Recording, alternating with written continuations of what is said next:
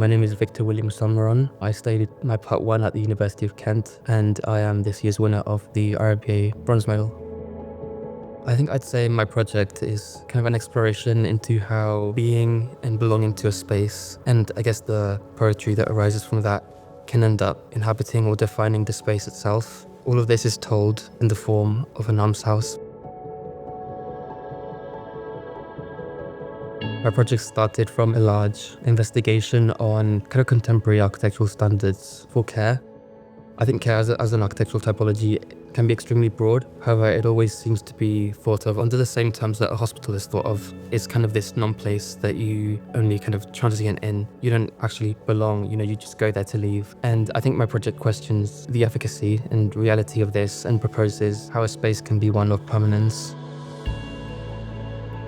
I kind of talk about this idea of belonging to the land and critical regionalism. Every residency in the almshouse is of a completely unique floor plan, and that's kind of a way of showing a lot of individuality.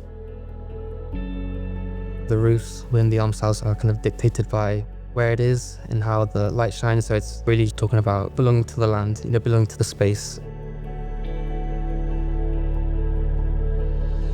The archives are the grandest architectural statement and kind of most abstract, in a way, part of the almshouse.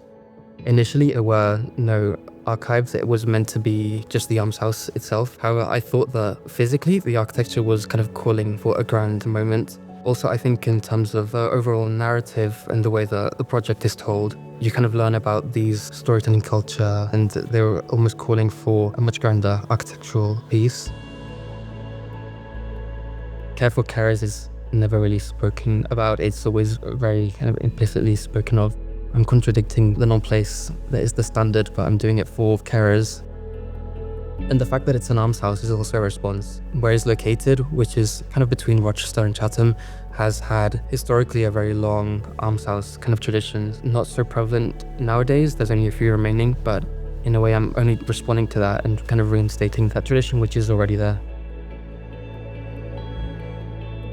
My project began very early on by reading nurse memoirs, which played a really big impact in my project. I always thought that poetry has just as much to say as an image does.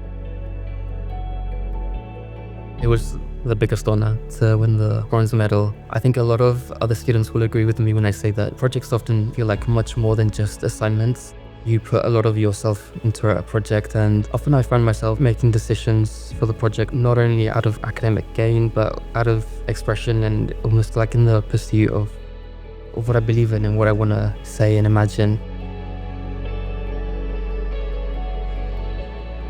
I think I've always seen my architecture education as not only being my Part 1 and my Part 2. I honestly consider that my architectural education began when I was very young. I started reading, I started learning about the world, because all these things have impacted me as a designer. I obviously hope to become an architect, but I hope to enjoy the journey that becoming an architect is.